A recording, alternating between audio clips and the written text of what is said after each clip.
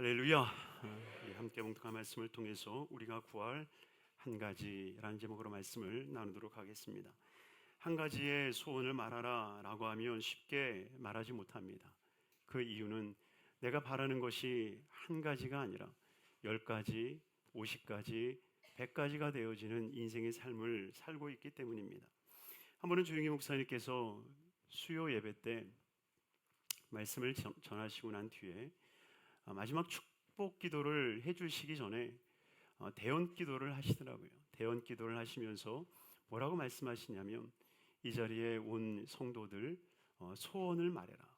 너희들이 바라는 한 가지를 말해라.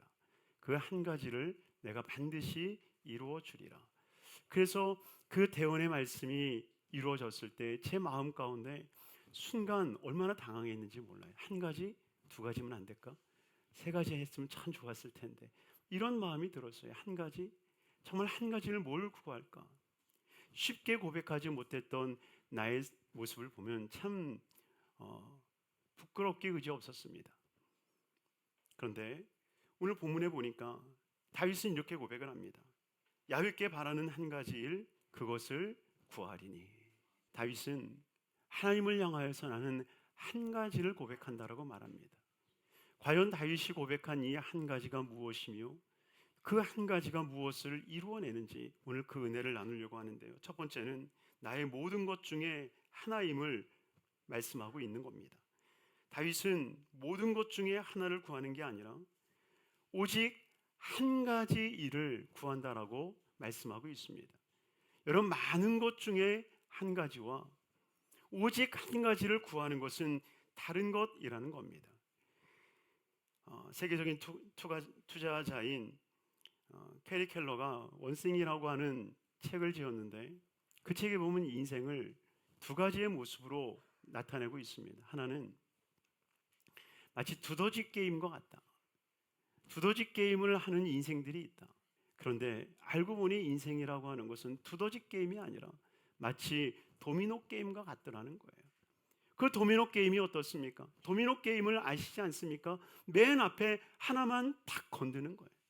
맨 앞에 있는 세워진 그 도미노를 딱 쓰러뜨리는 순간 그 뒤에 있는 막대가, 또 그 뒤에 있는 막대가, 또 그 뒤에 있는 막대들이 서서히 쓰러지기 시작하더니 하나가 두 개를 쓰러뜨리고, 두 개가 네 개를 쓰러뜨리고, 네 개가 8개를 쓰러뜨리면서 수백 수천 개의 모든 도미노를 다 무너뜨려 이 완성하는 것을 보이고 있다는 겁니다. 그러면서 그가 이야기를 하는 것은 우리의 인생에도 한 가지 해결되어질 문제가 있고, 그 한 가지를 해결하면 모든 것이 해결된다라고 얘기를 하는 거예요.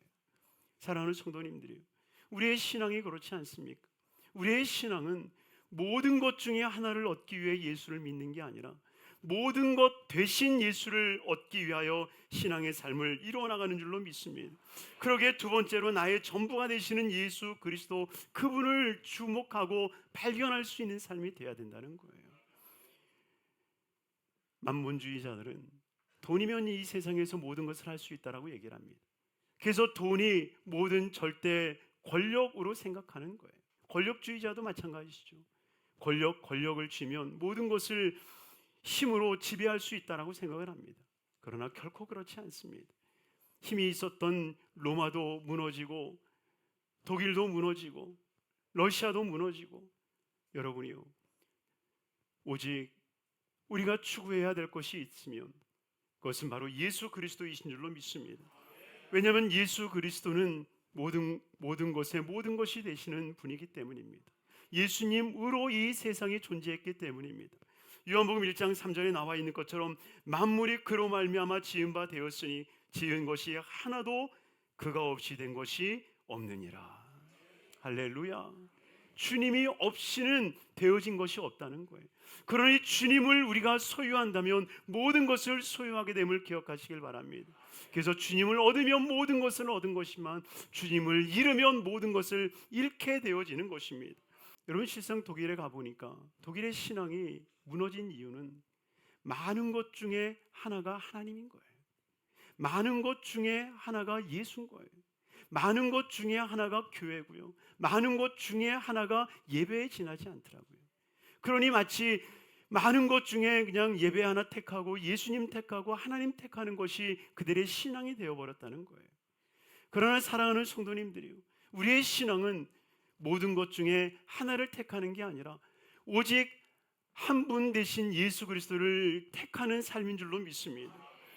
과연 그러한 삶을 다윗이 어떻게 추구하였는가? 첫째로는 주님을 사모하는 다윗의 모습을 보이고 있습니다. 오늘 보면 4절 하반절에 이렇게 고백합니다. 같이 읽겠습니다. 내가 내 평생에 야훼의 집에 살면서 야훼의 아름다움을 바라며 그의 성전에서 사모하는 그것이라. 아멘. 다윗이 야훼의 집을 사모한다라고 말합니다. 여러분, 왜 사모할까요? 야훼의 집의 아름다움을 보았기 때문 아닐까요? 다윗이 그 야훼의 집의 아름다움을 경험했기 때문 아닐까요? 정말 야훼의 집에서 이루어지는 그 놀라운 능력과 기적을 보았기 때문 아닐까요? 여러분이요, 그 아름다움을 보지 않고 어찌 다윗이 이를 사모하며 사랑했겠습니까? 하나님 집에는 아픔이 없고 슬픔이 없고 괴로움이 없으며 하나님이 주시는 영광과 은혜와 은총이 있는 겁니다. 요한계시록 21장 4절에 말씀하지 않습니까? 모든 눈물을 그의 눈에서 닦아주시니 다시는 사망이 없고 애통하는 것이나 곡하는 것이나 아픈 것이 다시 있지 아니하리니 처음 것들이 다 지나갔음이로라. 바로 예수님이 계신 곳이 성전이요, 예수님이 계신 곳이 하나님의 나라이며 예수님이 거하신 곳이 천국인 줄 믿습니다.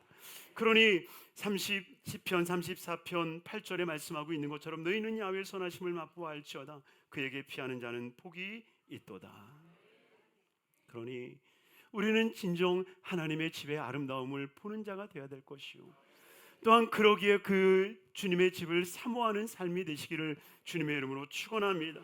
두 번째로는 주님을 모셔드리는 삶을 살 것을 이 다윗은 보이고 있습니다. 세상의 다윗의 삶을 보면 언약궤를 자신이 있는 시온에 옮겨오는 것을 보게 되어집니다. 사무엘하 6장 2절 말씀인데요, 같이 한번 읽겠습니다. 다윗이 일어나 자기와 함께 있는 모든 사람과 더불어 바알레 유다로 가서 거기서 하나님의 궤를 메어오려 하니 그 궤는 그룹들 사이에 좌정하신 만군의 야훼의 이름으로 불리는 것이라. 아멘. 70년 동안 방치되어졌던 하나님의 법궤를, 하나님의 언약궤를 이제 그가 머물고 있었던 그 시온성으로 옮겨오려고 하는 다윗의 모습을 보이고 있습니다. 사랑하는 성도님들이요, 광야교회의 특징이 무엇입니까?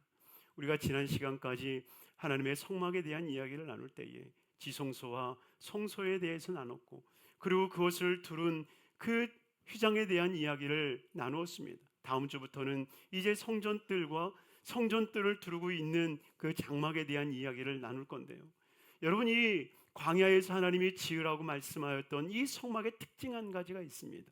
그것은 바로 움직이는 교회라는 거예요. 한 곳에 머물러서 완성시킨 것이 아니라, 말뚝을 받고 움직이지 않는 교회가 아니라 움직이는 교회로 만드셨다는 거예요. 언제든지 그것을 걷어서 고리에 껴서 어깨에 메어서 그것을 이동시켜서 어느 곳이든지 간에 어디에 있든지 간에 그 성막을 다시 펴서 하나님의 임재와 하나님의 영광을 맛볼 수 있도록 지으셨다는 거예요. 하나님은 우리가 앉고 서는 것을 아시고요, 우리가 어디를 가든지 간에 우리와 동행하시는 분이세요. 그러기에 다윗은 그 움직이는 주님이심을 알았기에 자기가 주님이 계신 곳으로 나아갈 뿐만이 아니라 또한 주님을 자기의 삶으로 모셔드림으로 말미암아 자기의 가정을 하나님의 교회로, 자기의 궁정을 하나님의 궁정으로, 자기가 싸워야 할 그 전쟁터를 하나님의 나라로 만들므로 말미암아 모든 삶을 하나님의 은혜로 살아가게 됐다는 것입니다. 그러니 다윗은 단순히 자기의 인생의 목적을 위해서 주님을 모셔드리는 게 아니라 정말 주님과 함께하는 것이 너무나도 기뻤고 주님과 함께하는 것이 너무나도 아름다웠기 때문에 그를 사모했음을 말씀하고 있는 거예요. 사랑하는 성도님들이요, 우리의 목적을 위해서 예수를 믿는 게 아니라 우리의 바람, 우리의 소원을 이루기 위한 믿음이 아니라 온전히 그분을 섬기며 그분을 귀히 여길 수 있는 삶이 되기를 주님의 이름으로 축원합니다. 그래야기에 마지막 세 번째로 주님의 아름다움을 발견하게 되었음을 성경은 보여주고 있습니다. 4절 말씀 하반절에 그의 성전에서 사모하는 그것이라.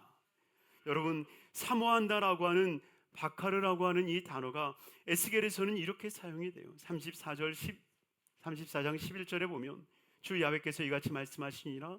나 곧 내가 양을 찾고 찾되 목자가 양 가운데에 있는 날에 양을 흩어졌으며 그때를 찾는 것 같이 내가 내 양을 찾아서 흐리고 캄캄한 날에 그 흩어진 모든 곳에서 그것들을 건져낼지라. 여기서 찾는다라고 하는 말이 바로 사모한다라는 말이에요. 그러니 다윗은 하나님을 찾고 또 찾겠다라고 고백하는 것입니다. 시편 42편 1절에 나와 있는 것처럼 하나님이여 사슴이 신의 문을 찾기에 갈급한 같이 내 영혼의 주를 찾기에 갈급하나이다. 바로 야훼 하나님을 찾고 찾았던 그 다윗을 향하여서 하나님은 그에게 만나 주시는 거예요. 사무엘하 6장 12절 말씀 같이 한번 읽겠습니다. 어떤 사람이 다윗 왕에게 아뢰어 이르되 야훼께서 하나님의 괴로 말미암아 오뎁에돔의 집과 그의 모든 소유의 복을 주셨다 한지라. 다윗이 가서 하나님의 궤를 기쁨으로 메고 오베데돔의 집에서 다윗 성으로 올라갈세. 아멘. 여러분이요, 오벳에돔의 집에 하나님이 복을 주신 것을 보고 다윗이 다시 한번 가서 그 언약궤를 옮겨오는 것을 하는 것을 보게 됩니다. 나를 너의 처소에 옮기는 것을 포기하지 마라. 시온으로 옮기는 것을 절대 그만두지 마라. 나는 이것을 기뻐하고 나는 이것을 즐거워하노라. 내가 너와 함께하기를 원하고 내가 너와 동행하기를 원하고 너의 모든 것들을 내가 받아주고 내가 너와 함께할 것이다. 하나님은 무언의 메시지를 다윗에게 전한 것 아니겠습니까? 오벳에돔을 통해서 하나님은 무언의 말씀을 다윗에게 전한 것 아니겠습니까?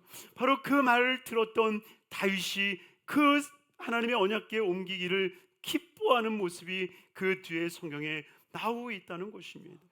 그 많은 희생들, 그 많은 각오들을 이룰 수 있었던 것은 하나님이 너무나도 좋았기 때문에, 너무나도 사랑스러웠기 때문에 세상의 모든 것을 잃는다 할지라도 오직 예수 그리스도 하나님 한 분을 얻는 것으로 만족할 수 있었던 그의 삶이었기 때문입니다. 바로 그러한 삶에 하나님께서는 징표를 주시고 복을 허락해 주시는 거예요.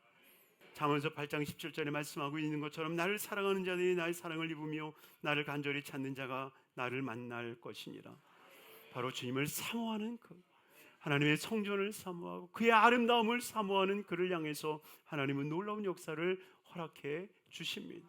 그러니 진정 하나님의 이 거룩한 것을 사모하고 나아감으로 말미암아 하나님께서 주시는 놀라운 축복과 은혜 가운데 임하는 우리 성도님들의 삶이 되기를 주임으로 축원합니다.